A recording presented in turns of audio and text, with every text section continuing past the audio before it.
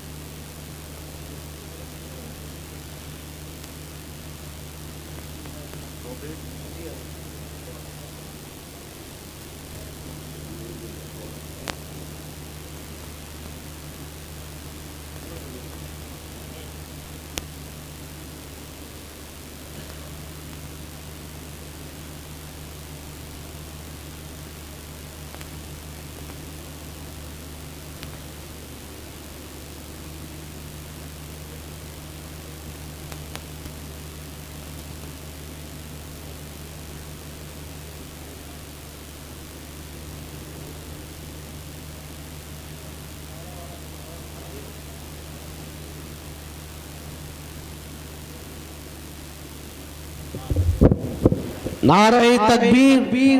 نعرہ رسالت، نعرہ رسالت، حضور نور المشائخ جانشین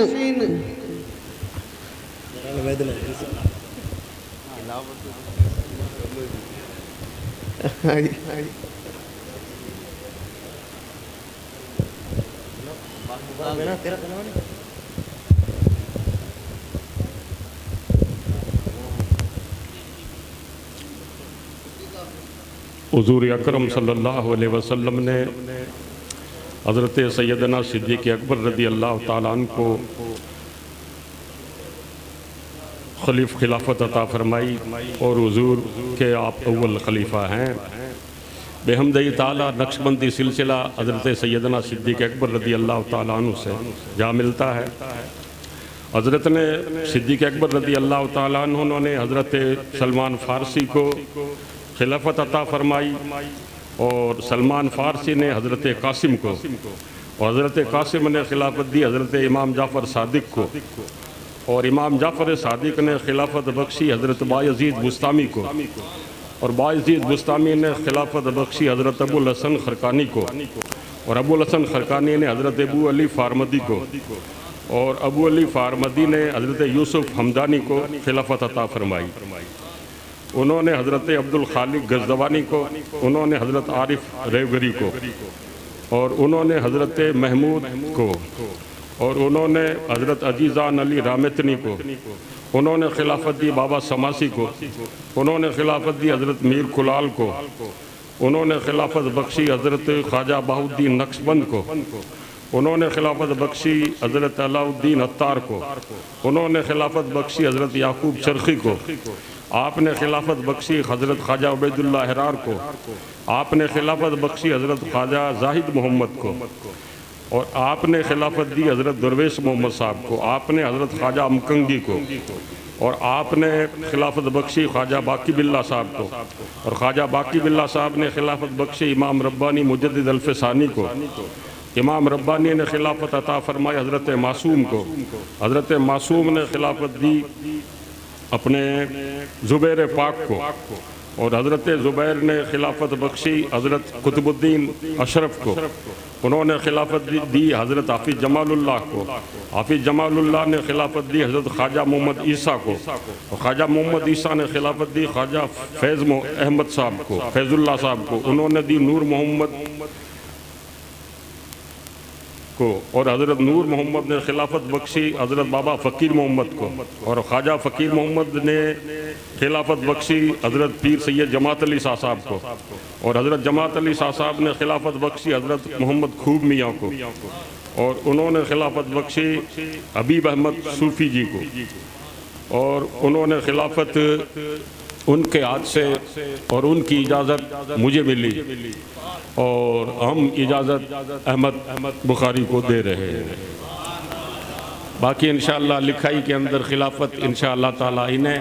اور ایک نام جو میرے ذہن میں ہے جس کا کچھ تو چرچا ہے بھی، وہ بھی انشاءاللہ تعالیٰ کسی اور جلسے کے موقع پر انشاءاللہ